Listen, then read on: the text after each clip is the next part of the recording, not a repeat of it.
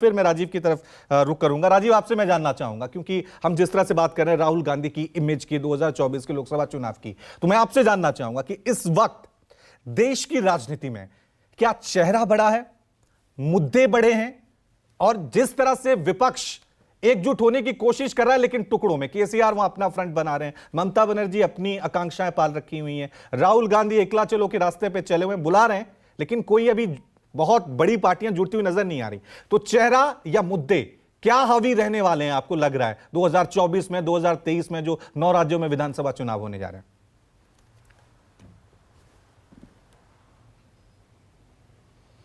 देखिए, 23 के विधानसभा चुनाव में तो अक्सर से आप देखिए तो रीजनल मुद्दे हावी रहते हैं, लेकिन लोकसभा चुनाव जो पिछले 2 बार हुए तो उसमें मेरा अनुभव यही है कि चेहरा ही है, और 2024 में भी चेहरा ही सबसे प्रमुख बात होगी। और देश में कोई और मुद्दा नहीं है। देखिए, चाहे आप इसको नकारात्मक लें या सकारात्मक लें, देश में 2024 का सिर्फ एक मुद्दा है, वो है प्रधानमंत्री नरेंद्र मोदी, वो है उनका चेहरा। और सिर्फ प्रधानमंत्री नरेंद्र मोदी के इर्द गिर्द 2024 का चुनाव होगा।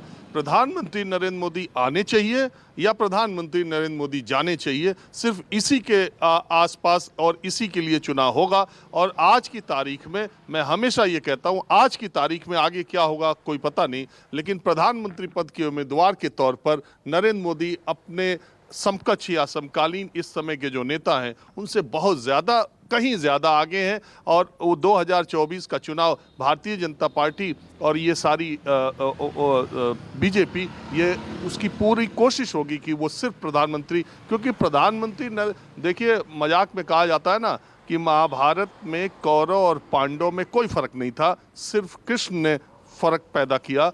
तो इसी तरह से देश की सारी पार्टियों में और बीजेपी में कोई फर्क नहीं है, सिर्फ नरेंद्र मोदी वो फैक्टर है जो डिफरेंस पैदा कर देते हैं। बात अगर देश की सारी, हम दुनिया के सबसे बड़े लोकतंत्र में हम रहते हैं रवि, कहा भी जाता है, और लेकिन सच्चाई हमारे देश की ये है कि ज़्यादातर पॉलिटिकल पार्टीज़ फैमिली परिवारवाद से पीड़ित है। ज़्यादातर क्या, करीब 99% या 100% पार्टियां परिवारवाद से पीड़ित है, और उसमें बीजेपी भी अलग नहीं है। बाकी जगह बायोलॉजिकल फैमिली है, बीजेपी में आइडियोलॉजिकल फैमिली है। यहाँ संघ परिवार है और दूसरी जगह नेताओं का परिवार है। तो इसी से संचालित सारी पार्टियां हैं, और इससे कोई इनकार नहीं कर सकता कि आज की तारीख में संघ परिवार और प्रधानमंत्री नरेंद्र मोदी का चेहरा बाकी पार्टियों के संगठन और चेहरों से कहीं ज़्यादा मजबूत 2024 के लिए है। लेकिन इसका मतलब ये नहीं, अगर आप राज्यों में उठाकर देख लें, तमिलनाडु में बीजेपी नहीं, केरल में बीजेपी नहीं, तेलंगाना में बीजेपी नहीं, हैदराबाद में बीजेपी नहीं, मध्य प्रदेश में कैसी आई सबको पता है, महाराष्ट्र में कैसे आई सबको पता है।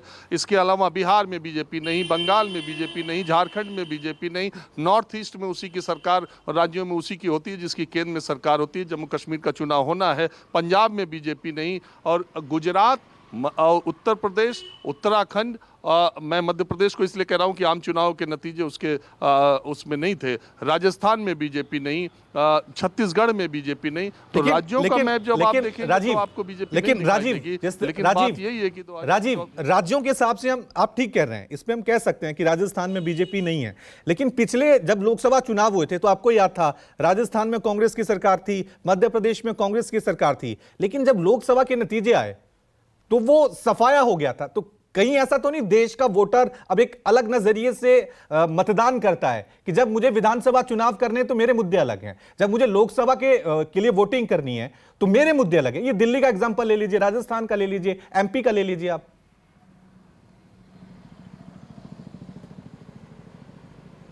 मैंने आपको कहा कि लोकसभा चुनाव सिर्फ, मैंने आपको पहले ही कहा कि मेरा पूरे देश का अनुभव है कि 2014 और 19 का चुनाव सिर्फ प्रधानमंत्री के नाम पर हुआ, और 2024 का चुनाव भी उन्हीं के नाम पर होगा। वो आएंगे कि वो जाएंगे सिर्फ इसी बात पर होगा। और अगर उनको क्योंकि विधानसभा चुनाव के, आपने बिल्कुल ठीक कहा, 2018 में जो चुनाव हुआ था उसके नतीजे जब आए थे और 2019 में क्या आया, तो ये डिफरेंस प्रधानमंत्री नरेंद्र मोदी के चेहरे की वजह से हुआ।